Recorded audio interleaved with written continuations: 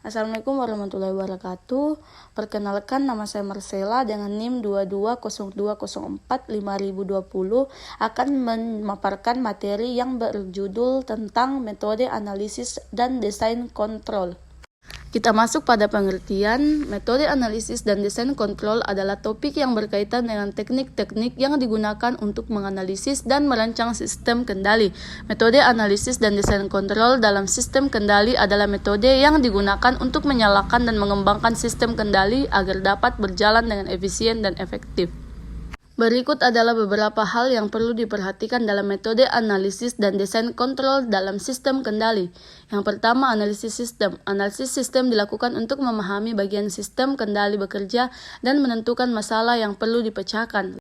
Lalu yang kedua ialah perencanaan sistem. Perencanaan sistem dilakukan untuk mengembangkan solusi untuk masalah yang telah diidentifikasi pada tahap analisis sistem.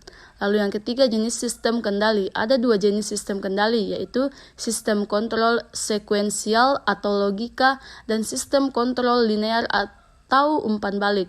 Selanjutnya ada elemen kendali. Elemen kendali merupakan bagian yang berperan sebagai masukan sistem kendali dan menentukan tindakan yang akan dikerjakan di dalam sistem. Selanjutnya elemen pengkoreksi. Elemen pengkoreksi merupakan bagian yang memberikan tanggapan masukan dari elemen kendali.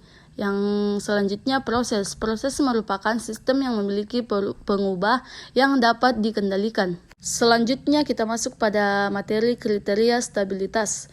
Kriteria stabilitas seperti kriteria Rohn, Hulse, dan Yules adalah teknik-teknik yang digunakan dalam metode analisis dan desain kontrol sistem kendali. Berikut adalah informasi yang dapat diambil dari hasil pencarian. Kriteria Ron-Hurwitz. Kriteria Ron-Hurwitz digunakan untuk menentukan apakah semua akar karakteristik sistem kendali berada di sisi kiri bidang kompleks. Syarat perlu dan syarat cukup agar sistem stabil adalah semua koefisien pada kolom pertama mempunyai tanda positif. Lalu yang kedua, kriteria Nyquist. Kriteria Nyquist digunakan untuk menentukan stabilitas sistem kendali dengan memplot kurva frekuensi respons sistem kendali pada bidang kompleks. Kriteria Nyquist menyatakan bahwa sebuah sistem pengendalian akan stabil jika kurva frekuensi respons sistem kendali tidak melingkupi titik.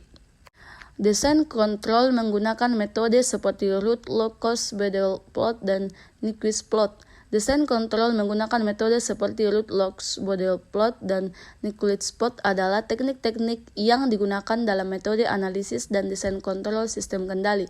Berikut adalah informasi yang dapat diambil dari hasil pencarian. Root locus adalah metode yang digunakan untuk menentukan lokasi akar karakteristik sistem kendali dengan memplot kurva akar karakteristik pada bidang kompleks.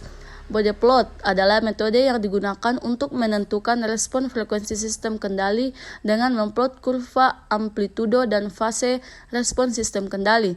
Lalu yang ketiga, Nyquist plot adalah metode yang digunakan untuk menentukan stabilitas sistem kendali dengan memplot kurva frekuensi respons sistem kendali pada bidang kompleks. Selanjutnya, desain kontrol menggunakan metode seperti root locus Bode plot dan Nyquist plot. Dari hasil pencarian dapat disimpulkan bahwa root locus Bode plot dan Nyquist plots adalah teknik-teknik yang digunakan dalam metode analisis dan desain kontrol sistem kendali.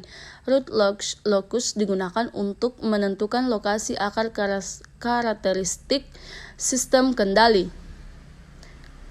Bode plot digunakan untuk menentukan respon frekuensi sistem kendali dan Nyquist plots digunakan untuk menentukan stabilitas sistem kendali. Teknik-teknik ini dapat digunakan untuk merancang sistem kendali yang stabil dan memenuhi persyaratan kinerja tertentu.